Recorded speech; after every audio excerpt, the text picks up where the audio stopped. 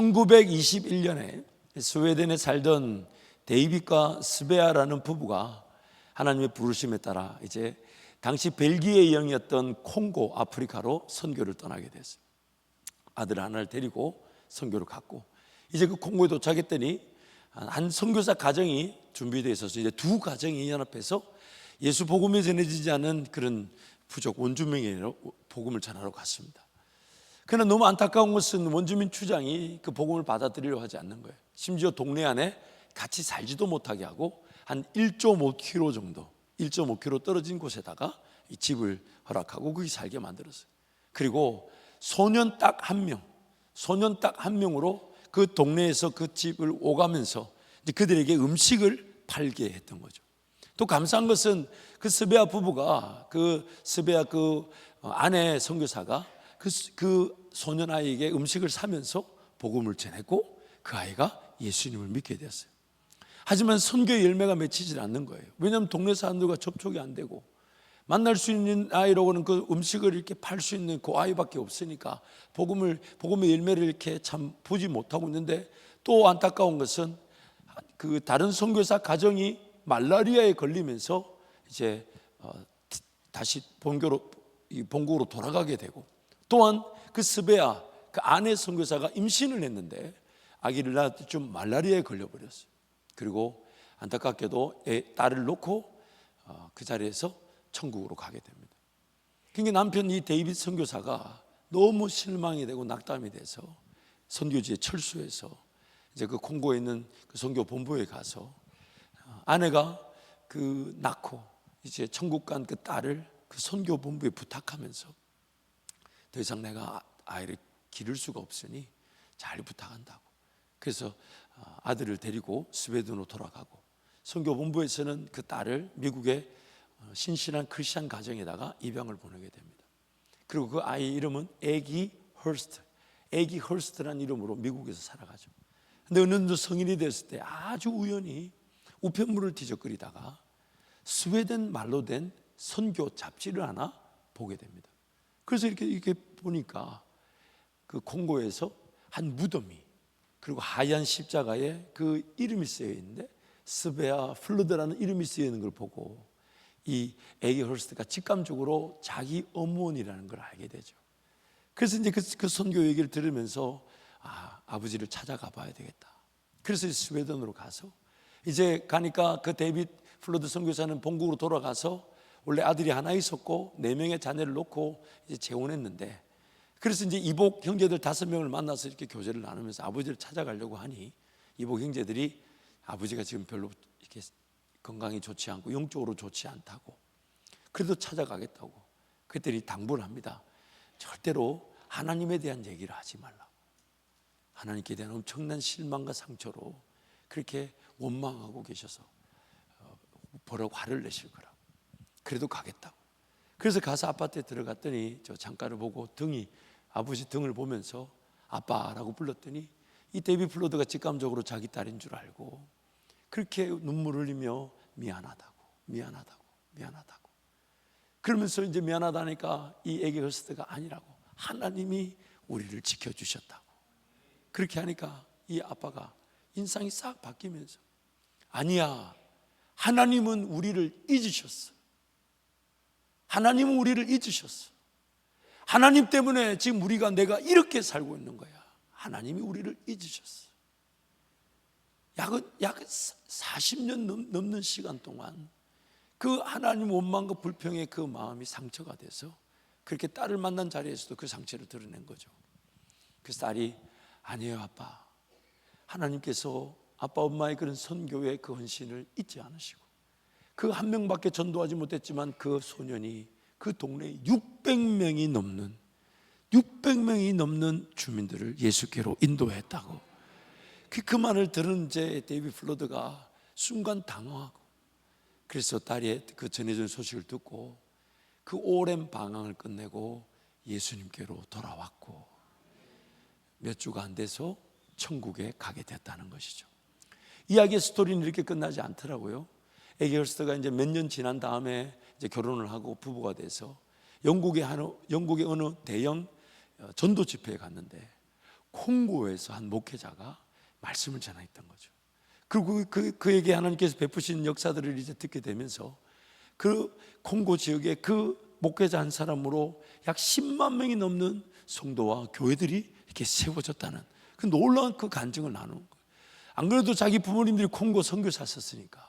그래서 예배를 마치고 나오는 길에 그 목회자를, 콩고 목회자에게 혹시 스베아 플러드 선교사님을 아시냐고 그랬더니 이 목회자가 바로 내가 그 어머니가 전한 그 한 소년이었다고. 그 한 소년이었다고.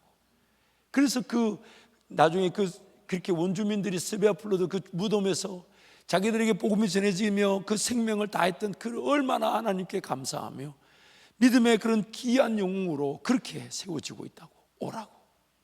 그래서 나중에 애기 허스터가 콩고를 방문해서 그래서 사진 하나 보여주시면 이제 그 애기 허스터가 어머니 무덤에서 이렇게 기도하는 이게 그 자서전 전기에 이 사진이 나와 있습니다. 하나님은 자기 백성들을 절대로 포기하지 않으십니다. 인생의 어떤 순간, 어떤 아픔, 어떤 어려움이 있어도 하나님 반드시 찾아가셔서 그 영혼을 회복시키시고 주께로 돌아오게 하십니다. 이제 그만 보여줘도 되겠죠. 네. 그래서 여러분, 하나님은 절대로 그 정말 아내를 27살 된 아내를 선교지에서 묻고 그 상처와 아픔으로 인생을 그렇게 방황하며 맺지만 하나님 그 데이비드 플러드 선교사를 포기하지 못하시고 그에게 찾아가셔서 좀 하나님의 놀라운 은혜로 예수께로 돌아오게 하시고 그리고 그 천국의 여정을 걸어가게 하신 거. 그런데 여러분, 오늘 저와 여러분이 한 가지 하나님의 은혜를 다시금 생각해 봐야 될 게 있습니다. 그게 뭐냐면 그 원망과 불평과 또한 하나님에 대한 오해와 곡해 또 상처와 어려움을 이유로 우리 인생이 하나님 그분을 안다고 하면서 그렇게 방치된 채 버려진 채 인생이 그렇게 사라질 수 있다는 겁니다. 마치 예수님이 십자가상에서 돌아가실 때에 한편 강도, 만약 하나님께서 역사적인 그 사건으로 그 강도에게 예수님 십자가 옆에 달리게 하는 그 사건이 아니었다면 그 강도는 그렇게 인생이 끝나고 말았을 겁니다. 평생 강도짓에 그런 십자가 형벌을 피할 수 없는 죄인으로 낙인 찍혀 그 인생 그렇게 지옥 가고 말았을 겁니다. 근데 하나님이 포기하지 않으시고 그 영혼에게 예수님 그 십자가 편에 같이 달리는 기회가 되게 하셔서 예수님께 직접 그 음성을 듣지 않습니까? 네가 오늘 나와 함께 낙원에 있게 될 것이다. 그러나 여러분, 역설적으로 오늘 우리에게 도전적인 것은 하나님의 자녀임에도 내가 하나님께로 돌아갈 줄 몰라 내 인생이 강도처럼 인생이 맞춰질 수 있다는 것. 하나님이 저와 여러분을 세상을 짓기도 전에 창세 전부터 계획하시고 예정하셔서 사랑하기로 작정하셨는데 저와 여러분이 그 강도와 같이 그렇게 하나님을 온전히 찾을 줄 모르고 예배할 줄 모르다가 그렇게 인생이 끝날 때가 되었어야 하나님이 우리 가운데 찾아오셔서 포기하지 못하시니까 그렇게 은혜를 주셔서 예수를 고백하게 하지만 불과 몇 시간 뒤에 인생이 끝나고 말 수 있는 그 상처와 아픔으로 인하여 하나님을 떠날 수 있는 우리의 영적 형편, 이것이 오늘 우리에게 너무나도 두렵고 떨리는 또 인생을 뒤돌아볼 때 가장 아쉬움일 수 있습니다. 고린도전서 2장 말씀 보면 은혜의 공식이 나와요. 고린도전서 2장 우리 9절 10절 함께 선포합니다. 기록된 바 하나님이 자기를 사랑한 자들을 위하여 예비하신 모든 것은 눈으로 보지 못하고 귀로 듣지 못하고 사람의 마음으로 생각하지도 못하였다 함과 같으니라. 오직 하나님이 성령으로 이것을 우리에게 보이셨으니 성령은 모든 것 곧 하나님의 깊은 것까지도 통달하시느니라. 아멘. 하나님의 은혜의 공식, 오늘 우리에게 함께 하시는 은혜의 공식이 뭐냐면 하나님께서 자기를 사랑하는 자들을 위해 모든 걸 예비해 놓으셨대요. 이미 다 준비가 돼 있대요. 근데 내가 그 하나님의 사랑하는 자임에도 불구하고 내 눈에는 안 보이고 내 귀에는 안 들리며 내 마음으로는 깨달을 수가 없답니다. 그래서 하나님이 방식을 제안하시기를 오직 성령 하나님만이 그 모든 걸 아실 수 있다. 그래서 오늘 우리의 관심사가 뭐가 되냐면 하나님의 은혜가 뭘까요? 안 보여요. 안 들리고 깨달아지지 않아요. 하나님의 은혜가 뭘까요? 만약 그 은혜가 없다면 예배하고 싶어도 예배가 안 될 것입니다. 기도해야 되는 줄 아는데 기도가 안 되죠. 하나님 그분의 나라와 영광을 위해 살아야 되는 줄 아는데 당장 먹고 마시고 입는 문제를 이기지를 못합니다. 하나님의 은혜가 없기 때문이죠. 심지어 우리가 그렇게 오해하기도 하죠. 이 문제가 풀어지면 하나님이 은혜를 주시겠지. 내 직장의 문제든 일터의 문제든 혹은 자식의 문제든 내 인생의 문제든 이 문제가 풀어지면 내가 하나님 은혜를 누리며 예배하러 가고 기도하러 가겠지 하지만 그런데 우리가 이미 말씀을 살펴본 대로 종종 어떤 문제에 대해서는 하나님이 뭐라고 얘기하시냐면 하나님의 은혜가 내게 족하기 때문에 그 문제는 그냥 문제로 안고 살자. 만약 그렇게 이해하신다면 내가 지금 이 문제 풀릴 줄 알아 그 문제 풀리기를 붙들고 있는데 그래서 직업의 문이 열리고 사업의 문이 열리고 자식들이 좀 살만해지고 나도 내 삶이 괜찮아질 걸 기대하고 그게 은혜가 되면 내가 하나님을 예배할 수 있을 줄 알았는데 알고 보니까 내 욕심을 붙들고 있었다는 거예요. 하나님이 지금 거기에 은혜를 줄 계획이 없으신데 비은혜의 자리에서 내가 예배도 안 되는데 안 되는 대로 기도가 안 되는 대로 기도가 안 되는 대로 하나님 말씀에 관심이 없으면 관심 없는 대로 그렇게 살아가고 있을 수 있다는 거예요.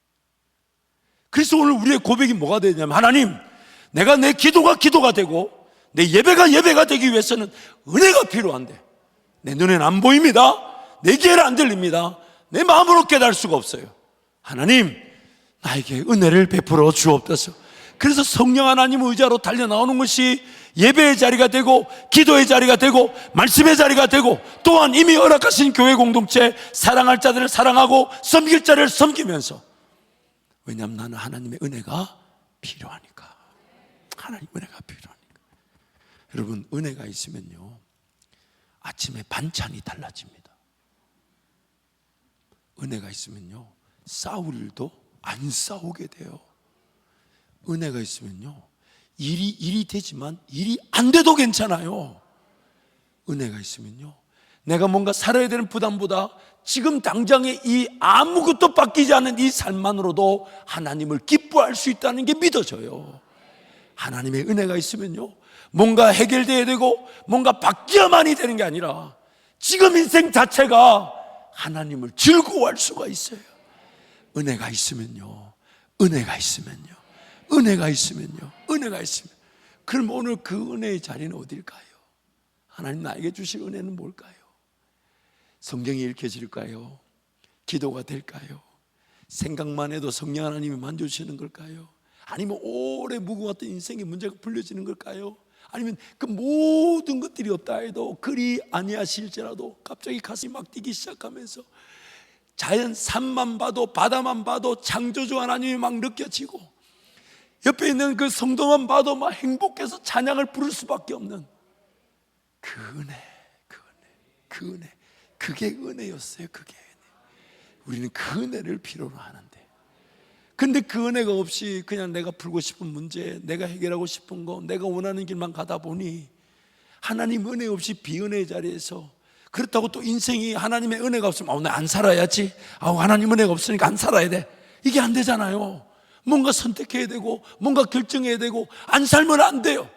그러다 보니 사라진 건데 사라지면 질수록 내가 연약한 내가 내 인생을 모르는 내가 내 인생을 예상하지 못하는 내가 내 인생을 지키지 못하는 내가 내 인생을 전혀 알지 못하는 내가 선택한 것이 나에게 문제가 되고 어려움이 되고 아픔이 되고 심지어 뭔가 일이 있고 할만하다 싶은데 기도가 안 되는 게 어려움인 줄 모르고 예배가 안 되는 게 어려움인 줄 모르고 인생에 갇혀 있더라는 겁니다. 그러다가 풀리지 않는 인생의 문제를 만났을 때 정말 끝이구나 싶은데 뒤에서 누군가 나를 팍 잡아줘가지고 누구십니까? 하나님. 그런데 돌아보니 좀 더 내가 일찍 하나님 앞에 달려갈 걸, 좀 더 일찍 구해볼 걸, 좀 더 일찍 찾아볼 걸. 그 아쉬움이 우리에게 있지 않았습니까? 그래서 하나님이 그렇게 붙잡아 주는 은혜를 오늘 제목을 그렇게 붙여봤어요.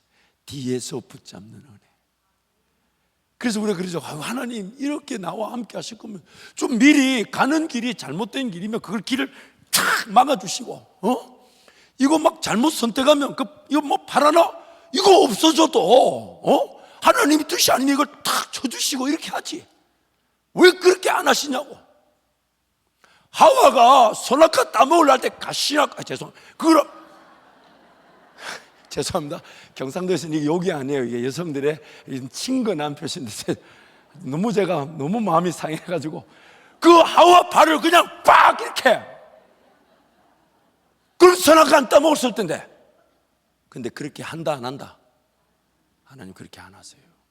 왜냐하면 하나님의 도움이 아니면 그 인생이 끝날 때는 도와주시지만 내가 하나님을 선택할 기회, 내가 하나님을 따르기로 작정, 내가 하나님만을 섬기기로 결정하는 그 사랑의 관계는 강제가 될 수가 없는 거죠. 하나님이 날 사랑하시니 너도 나 사랑해야 돼, 그렇게 하지 않으시는 거예요. 그래서 하나님이 나를 기다리셨던 겁니다. 내 자발적 선택에 따라 하나님을 사랑할 수 있도록 나를 참아주셨던 거예요. 그러나 그 인생이 하나님과의 사랑의 관계가 없이 살아갈 때 삶이 안 됐는데, 어려운데, 그때는 또 뒤에서 붙잡아 주셨죠. 그래서 하나님 우리에게 주신 은혜는 뒤에서 붙잡는 은혜만 있는 게 아니라 앞에서 이끌어 가기를 원하시는, 내 인생의 길이 되어 주기를 원하시고 내 인생에 은혜를 쏟아부어 주셔서 그 하나님 은혜를 맛볼 수 있는 길로 갈 수 있도록. 그래서 내가 받은 은혜는 내일의 은혜의 시작이 되어서 은혜 위에 은혜가 주어지게 되고, 내가 나에게 주신 믿음은 더 큰 믿음의 시작이 되어서 믿음에서 믿음에 이르게 하시며, 또한 나에게 생명을 주신 것이 열매를 맺어 더 풍성한 은혜를, 생명을 맛보게 하시고, 내 눈에 보이신 하나님의 영광은 더 큰 영광의 시작이 되게 하시고, 그래서 앞에서 인도에 갈 때 오늘 우리 삶에 하나님이 꿈을 꾸게 하시고 계획하게 하시고 인내에 기도하게 하시고 또한 그것이 이루어지게 하셨을 때 우리는 더욱더 앞에서 인도에 가시며, 그래서 그 앞에서 이끄는 은혜를 따라갈 때 음성이 들리기 시작하고, 앞에서 이끄시는 그 하나님을 따라갈 때 보지 않을래야 보지 않을 수 없는 환상을 보게 되고, 또한 그것이 나만 보는 게 아니라 함께 기도하는 성도들이 나도 봤다 하면서 함께 그 길을 걸어가는, 여러분 하나님의 음성을 사모하지만 음성이 안 들리는 이유가 뭔지 아십니까? 음성이 필요 없는 환경에 있기 때문에. 만약 약속의 땅 가나안이 아니라면요, 광야에 있다면요, 모세가 신명기 29장 말씀 보면 이제 약 40년의 광야 생활 끝나고 모평지에서 이스라엘 백성들이 고별 설교를 하잖아요, 신명기. 근데 광야 40년 동안 이렇게 하나님이 그러나 너에게는 깨닫는 마음과 보는 눈과 듣는 귀는 주지 않으셨대요. 왠줄 아십니까? 볼 게 없어요. 광야니까. 뭐 들을 필요가 없어. 성령 하나님과 심고 성령 하나님과 함께 동행하며 성령 하나님과 열매를 맺어야 하는데 광야에는 땅 한 평 심을 곳이 없습니다. 성령 하나님이 우리에게 심도록 인도하실 꿈과 비전이 필요가 없는 땅. 근데 그 땅을 누가 시작했습니까? 그 땅을 누가 걸어갔습니까? 물론 하나님이 그렇다고 해서 광야에서 이스라엘 백성들을 포기하지 않으셨어요. 그래서 사도행전 7장에 그 광야 이스라엘 백성들도 광야교회 성도라고 얘기하셨어요. 그래서 하늘의 만나를 내리시고 반석에 물을 주시고 메추라기를 보러 고기를 먹게 하셨지만 하나님의 음성이 필요 없습니다. 인도하심이 필요 없어요. 땅을 차지할 만한 교회 부흥을 위한 은사 이런 게 필요가 없어요. 이미 가나안 땅을 불순종하여 세상 속에 파묻혀 살아가니까. 여러분 먹고 마시고 입는 문제 해결하기 위해 꿈을 주시지 않아요. 왜냐하면 그거는 하나님 한 번에 물으시죠. 너 하나님의 자녀야. 너 그거 믿으면 끝나. 내 인생에 먹고 마시고 입는 문제를 해결하기 위해 하나님 꿈과 비전을 주신 적이 없습니다. 이미 하늘 문은 열려져 있고 반석은 어디든지 있어요. 하나님 나에게 보여주실 꿈은 먼저 그 나라와 의를 구하는 것이고, 그 앞에서 이끄신 하나님 따라가게 될 때 내 인생 그 하나님의 꿈에 따라 쓰여져서 음성이 들려지기 시작하고요, 꿈이 꿔지기 시작하고, 환상이 보이며 예언이 나타나고 은사가 주어지고 동력이 일어나며 준비된 손길들이 착착착 물질이 필요하면 물질을 주시고 사람이 필요하면 사람을 보내셔서 그 일을 이루시는 분이 하나님이십니다. 지리적, 지형적으로 혹은 경제적인 면에서 어디가 광야인지 어디가 가나안 땅인지 그게 아니라 내가 지금 하나님 그 은혜를 얼마나 사모하고 있는가, 나는 하나님의 음성을 얼마나 듣고 있는가, 나에게는 하나님의 인도하심이 얼마나 나타나고 있는가, 내 말씀의 자리는 어떤가, 내 기도의 자리는 어떤가. 그 자리가 그 성령 하나님을 의지하고자 한다면 거기가 바로 약속의 땅이고 가나안이며 하나님의 꿈과 비전은 반드시 나타납니다. 2부 때는 이게 시간이 사실 없어서 3부 때는 그래도 한 5분 정도 제가 설교를 길게 해요. 여러분 거 알고 계셨나요? 그렇다고 2부로 오라는 얘기는 아니에요. 아니야. 근데 3부 때는 여유가 조금 있어요, 마음에. 2, 3부 때는 차량이 막 왔다 갔다 하니까 5분만 늦게 맞춰도 막 앞에서 막 이렇게 좀 서로 불편해진다 해서 2부 때는 최대한 맞추는데 3부 때는 제 마음이 편안. 물론 길게 하겠다는 게 아니에요. 길게, 여러분 그 표정 푸세요. 길게 하겠다는 게, 요즘 목사가 은혜 받아가 설교 길어지지 않았잖아요. 가끔씩 길어졌지. 근데 여러분 보세요, 내가 뭔 얘기 하려다가 이런 얘기가 다 하면 만약에 내가 하나님께 기도하지 않았는데 하나님의 기적이 나타난다면 과연 나는 그 기적을 하나님의 기적으로 감사할까요? 무엇보다 더 큰 문제가 있어요.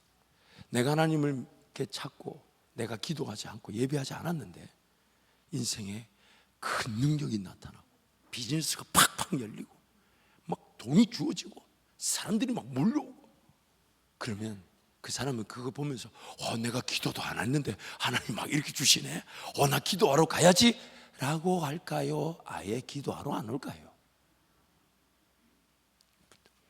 우리 잘 알잖아요, 그렇죠? 어지간해서는 기도 안 할라 하잖아. 우리 어지간해서는. 그러니 하나님 입장에서는 기도할 줄 모르는데 승승장구하는 사람보다 정말 인생이 끝났다 여길 만큼 힘들지만 기도하는 그 사람의 기도를 더 가치 있게 보시는 거예요. 더 귀하게 보시는 거예요. 더 소중하게 보시는 거예요. 오히려 하나님의 딜레마예요.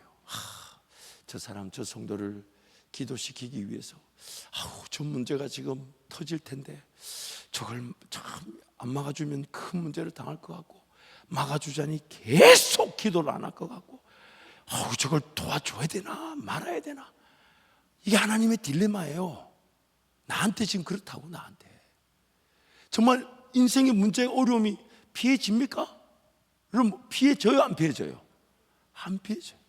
그래 하나님이 도우셔야 되는데 지금 좀 문제가 오는데 지금 좀 기도하러 와야 되는데 저 어떡하나. 그 종종 하나님이 큰 문제를 막으려고 작은 문제들을 이렇게 탁탁 던지시는 때가 있어요. 그럴 때마다 우리 정신을 차리죠.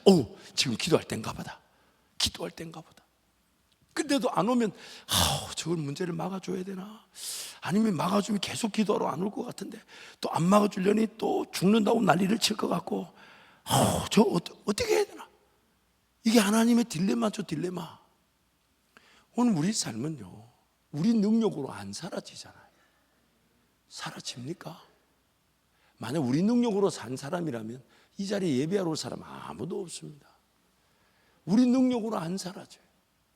그렇다면 오늘 하나님은 하나님 그분을 찾도록 환경을 만들어 두셨다는 얘기인데, 그럼 하나님을 찾을 때 우리 인생은 문제, 어려움 그것이 없지 않지만 그 어떤 파도와 같은 문제가 밀려온다 해도 그 파도 위를 서핑하듯이 지나가게 하실 거예요. 그게 하나님의 은혜인 것입니다. 이스라엘 백성들이 가데스 바네아에 딱 이르렀어요. 이제 가나안 땅 입구죠. 그래서 하나님 땅을 보여주십니다. 땅을 보여주시는데 12명이 정탐하고 난 다음에 결과가 2명은 여호수아와 갈렙은 저 땅은 하나님 우리에게 주신 땅이라고, 안 그래도 포도송이를 메고 왔으니 젖과 꿀이 흐르는 땅이라고 막 열변을 토하지만 10명의 정탐꾼과 백성들은 저기는 우리 힘으로 못 들어가고 저들에 비하면 우리는 메뚜기에 불과하다고 모세와 아론을 때려 죽이고 애굽으로 돌아가자고. 그때 하나님 나타나셔서 정리하려고 하지만 모세가 또 중보기도해서 기회를 주죠. 결국 그들이 약속의 땅을 거절했을 때 갈 수 있었던 땅이 광야였던 겁니다. 광야 말고 없었던 거예요. 그래서 하나님 그 광야 여정을 인도할 때 히브리서 4장 1절 2절이 이렇게 얘기합니다. 히브리서 4장 1절이 함께 선포합니다. 그러므로 우리는 두려워할지니 그의 안식에 들어갈 약속이 남아있을지라도 너희 중에는 혹 이르지 못할 자가 있을까 함이라. 그들과 같이 우리도 복음 전함을 받은 자이나 들은 바 그 말씀이 그들에게 유익하지 못한 것은 듣는 자가 믿음과 결부시키지 아니함이라. 우리도 복음 전함을 이스라엘 백성들처럼 받은 자이나, 그런데 우리도 그들처럼 광야 여정으로 인생이 끝날 수가 있다는 거죠. 우리도, 근데 하나님께서 그 약속의 땅을 안식이라고 표현하신 것은 하나님의 분명한 뜻이 있어요. 그래서 이어지는 4장 9절부터 11절이 이렇게 설명합니다. 함께 선포합니다. 그런즉 안식할 때가 하나님의 백성에게 남아있도다. 이미 그의 안식에 들어간 자는 하나님이 자기의 일을 쉬심과 같이 그도 자기의 일을 쉬느니라. 그러므로 우리가 저 안식에 들어가기를 힘쓸지니 이는 누구든지 저 순종하지 아니하는 본에 빠지지 않게 하려 함이라. 영원한 천국에서의 그 안식은 곧 옵니다.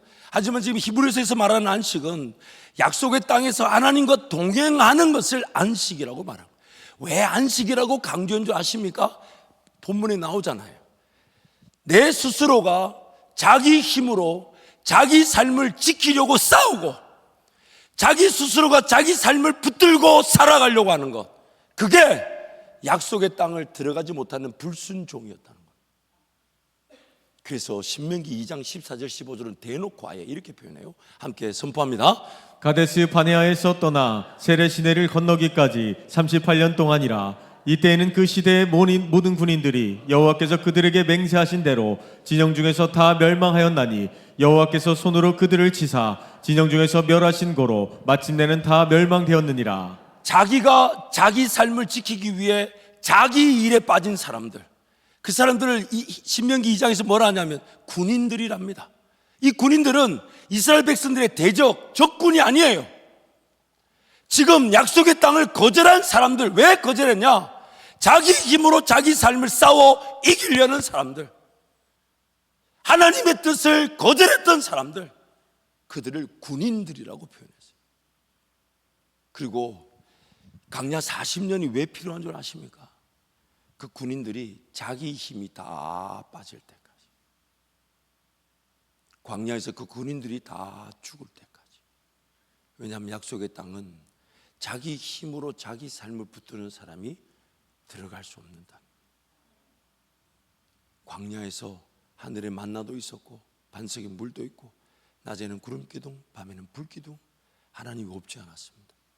하지만 그 약속의 땅, 성령을 위하여 심고 성령을 위하여 거두게 되는, 심은 대로 거두게 하시는, 그리고 거두면 거둘수록 30배, 60배, 100배 열매가 맺혀서 땅을 차지하고 땅을 차지하고 차지하고 차지하게 되는 그 놀라운 은혜를 누리지 못하고 살아가게 되는 것이죠. 사랑하는 성도 여러분, 오늘 우리의 삶에 하나님의 은혜 포기하지 않으십니다. 반드시 우리를 지키시고 보호하십니다.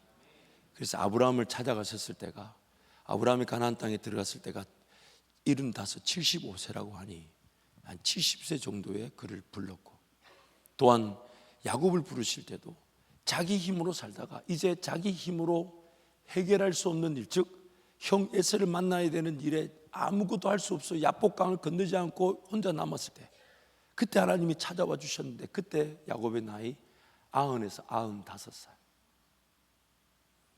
만약 내버려 두었다면요, 광야의 떨기나무처럼 바람 부는 대로 휘휘 불다가 사라졌을 인생 같은 모세, 40년이 지나서 그를 찾아갔을 때 하나님이 80세의 모세를 만나 주셨죠.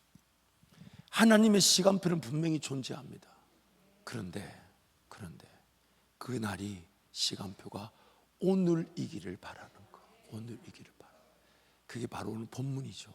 고린도후서 6장 1절 2절 우리 함께 선포합니다. 우리가 하나님과 함께 일하는 자로서 너희를 권하노니 하나님의 은혜를 헛되이 받지 말라. 이르시되 내가 은혜 베풀 때에 너에게 듣고 구원의 날에 너를 도왔다 하셨으니 보라 지금은 은혜 받을 만한 때요 보라 지금은 구원의 날이로다. 아멘. 하나님의 은혜가 헛되다는 게 아닙니다. 하나님의 은혜를 헛되게 받는다는 것. 하나님 은혜가 잘못된 게 아니에요. 내가 그 은혜를 헛되게 받는 것.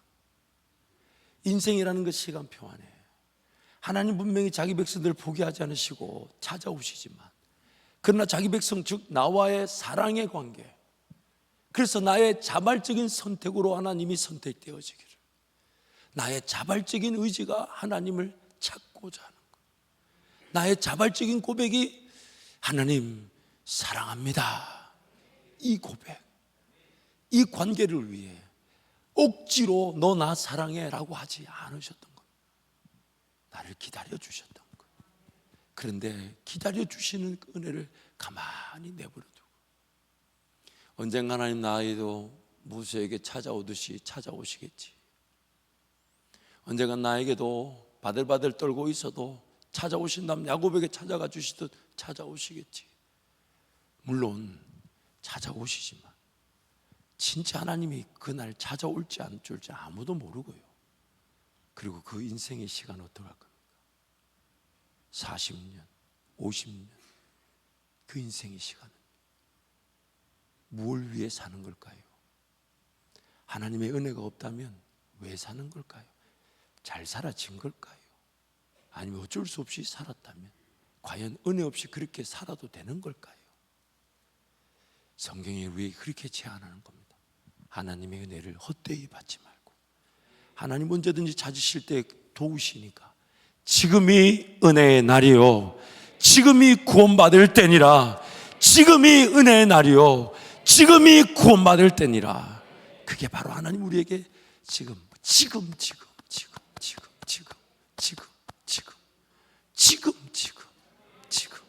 그래서 항상 매일매일 하나님 은혜는 어디 있습니까? 나를 위해 예배해 놓으신 은혜는 뭡니까? 하나님 그것이 나에게 꿈이 될 거고, 꿈만 꿔도 막 가슴이 흥분해가지고 제가 처음에 우리 교회 담임 목사 됐을 때는 막 저는 아무 꿈이나 막 시작하면 되는 줄 알았어요. 그랬다가 죽을 뻔했잖아요.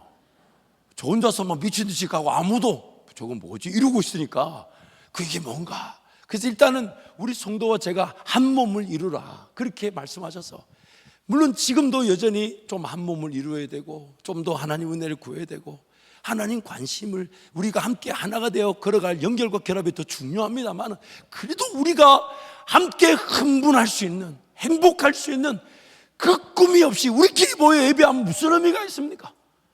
이 예배도 곧 식어지고 말아요. 여러분이 보통 사람들이 아니잖아요. 재미가 없으면 오겠냐고. 하나님 그분의 은혜를 쏟아 주셔야 우리가 신이 날 텐데. 그래서 혼자서 꿈을 막 적어놨어요. 지금 한 80개 됐는데, 예를 들면 이런 거죠. 상담센터가 막 세워져서 상담센터가 잘 된다고 하니까 저도 마음이 아파요. 저게 잘 돼가 되는 게 아니잖아 저게. 근데 막 된다니까 저거를 대전에 한 10군데다가 이렇게 탁탁탁 지소를 두고 각 상담사를 세워두고 좀 떨어진 데는 우리 성도들 보내가지고 거기서 복음 전하게 하고 상담하게 하고. 그래서 아멘. 여러분이 안 하면 저라도 하기로 했어요. 이제는 뭐 하라 소리 안 하려구나. 여러분이 안 하면 나라도 해야지 뭐. 또 이런 복지재단도 마찬가지예요. 지금 우리 사랑누리 지금 예배를 드리고 있는데 지적이나 혹은 발달적 장애를 가진 성도들이 80명이 됩니다. 그들을 위해서 정말 어떻게 하면 좋은 일자리를 만들어 줄 수 있을까? 왜? 같이 살아야 되니까. 같이 살아야 돼. 그럼 어떤 일자리가 있을까? 그래서 어떤 분이 제안해 주셔서 기도하고 있어요. 하나님 좋은 세탁소를 하나 차려가지고, 아니 일반 세탁소 말고 큰 기계로 해서 거기서 기계로 우리 그 지체들이 거기서 그렇게 세탁업을 같이 해서 살아갈 수 있도록 그렇게 기도하고 있어요. 또한 사랑 나눔 마켓도 지금 저기서 저뒤에 시작하지만 우리 예배당보다 더 큰 거를 주셔가지고 아껴 쓰고 나눠 쓰고 바꿔 쓰고 또 뭐죠? 다시 쓰고 그렇게 뭔가 이 지역사회에 정말 뭔가 새로운 것만 구하는 게 아니라 좀 더 전략하고 함께 살아갈 수 있는 환경을 만들어야 되지 않나. 또 그런 꿈도 있고, 또 일전에 말씀드렸죠. 1,000원짜리 목욕탕. 여러분은 7,000원. 70세 이상만, 70세 이상만. 여러분은 다 1,000원짜리 하면 안 되지. 물값도 안 나오는데. 그래, 만약에 안 가면 이제 직분자들도 순번여행 의무적으로 가게 하고, 못 가면 돈이라도 보내게 하고, 이렇게 얼마나 좋아요. 그래서 1층에는 한식 뷔페 1,000원, 여러분은 6,000원, 여러분 6,000원, 70세 이상만 1,000원, 또 위에 남탕, 여탕 이렇게 해놓고, 찜질방 놓고. 그래서 이 지역사회의 어르신들의 삶에 좀 더 의미가 있다면, 교회 때문에 사랑을 받는다면, 그런 꿈도 꾸고 싶고, LA 이런 데다가 집을 하나 사놓고 우리 청년들 거기서 지내면서 영어도 배우고 문화도 배우게 하고 싶고, 아유, 하늘을 두루마기 삼고 바다를 먹물 삼아도 그 하나님의 꿈을 어떻게 다 쓰겠냐고요. 그런데 여러분 보세요. 지금 그것이 내 주머니에 혹은 우리 가진 것으로 되는 것이 아니라 하나님 앞에 은혜를 구하고 하나님만 바라보기만 해도 하나님은 이루신다 하시니, 그게 재밌는 거 아닙니까? 그게 행복한 거지. 여러분 착각하지 마셔야 될 게, 일이라는 게 내가 먹고 마시고 입기 위해 일하는 게 아니에요. 하나님이 그 일터에 나를 하나님의 사명자로 세우셔서 그 일터가 하나님의 영광의 기회가 되게 하시는데, 내가 일을 해서 먹고 사는 게 아닙니다. 하나님 저를 훈련하실 때에 가장 강력하게 강조해서 받게 하신 훈련이 딱 2번, 1년씩 2년이었는데, 그때 하나님 저에게 분명히 배우고 계신 게, 너가 교회 사역을 해서, 너가 교회에서 일을 해서 교회 사람이가 너를 먹게 하고 마시는 게 아니라고. 1년 동안 사역이 없는데도 제 삶을 책임져 주시면서 하시는 말씀이, 공중의 새를 보라고, 들의 풀을 보라고, 길쌈도 아니하고 수고도 아니하지만 뭘 먹을까 뭘 마실까 뭘 입을 걸 염려하는 것 보냐고. 하나님 저에게 2번이나 그거를 분명한 훈련의 기간을 갖게 하셨어요. 오늘 여러분의 일자리는 뭘 먹기 위해 하는 게 아닙니다. 하나님이 하나님의 영광을 위해 그 일터에 세워놓으셨으니 하나님의 능력으로 감당되어지게 하시면서 인정받게 하시고 존중받게 하실 것입니다. 내가 일을 해야만이 먹고 사는 게 아니에요. 나는 하나님의 자녀이기 때문에 지켜주시는, 그래서 자기의 일을 쉬라고 하는 거예요. 네가 일해서 먹고 산다는 걸 내려놓으라는 거예요. 하나님 나라와 영광의 계로 살아가라고 그렇게 당부하시는 겁니다. 말씀을 정리하겠습니다. 책 제목이 너무 좋아서 사서 사는 제목이 뭐냐면 틈입하시는 하나님.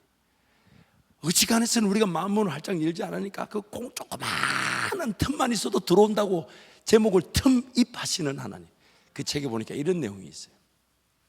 그들 즉 하나님의 백성이란 자들은 하나님의 부르심을 마지 못해 받거나 의심하거나 노골적으로 반발한다. 그럼에도 하나님은 온갖 도전과 두려움과 기쁨을 수반하는 믿음의 모험으로 인간을 부르는 일에 지치는 법이 없으시다. 인간 동력자들은 저항하지만 하나님은 끈질기게 버티셔서 결국에는 이기신다.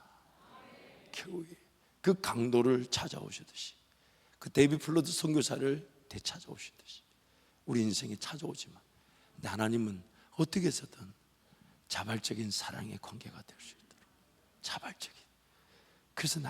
그래서 이어서 이런 글이 있어요. 병실이나 교도소 독방이나 기숙사방에 홀로 있을 때 눈앞의 길이 끝없이 이어지는 것 같은 중년기에 탐심, 정욕, 악, 평범, 지루함, 체념, 소심함과 싸울 때, 일이나 동네나 결혼생활이나 기질에 갇힌 기분이 들 때, 우리는 하나님의 개입과 우리를 초월하는 그 구원의 말씀 없이는 삶에 아무 의미가 없고 왜소함과 무의미와 공포에 빠질 수밖에 없음을 깨닫기 마련이다. 사람들이 하나님을 기대하지도 환영하지도 않을 때에도 하나님은 우리가 가장 약하고 끔찍한 순간에 우리와 함께 하신다. 그러니 지금이 하나님을 찾을 때인 거죠. 지금이 은혜의 날인 거예요. 지금이. 그래서 여러분, 기도의 자리가 안 되거든. 하나님 내 기도를 살려주십시오. 말씀의 자리, 예배의 자리가 안 살아나는데 삶이 그냥 사라지는 걸 우리 두려워할 줄 알고, 하나님 은혜가 없는 자리에 머물러 있지 않게 하시고 은혜가 있는 자리로 나를 자꾸 불러주십시오. 그러니까 여러분, 목사가 앞에서 100일 기도하자 그러면 아유 목사님 100일 너무 짧지 않냐고. 그 200일 정도 하고 1년 내내도 시원찮을 100일 목사 뭐 하고 있는데 100일밖에 안 하냐고, 이런 얘기가 들려올 수 있도록.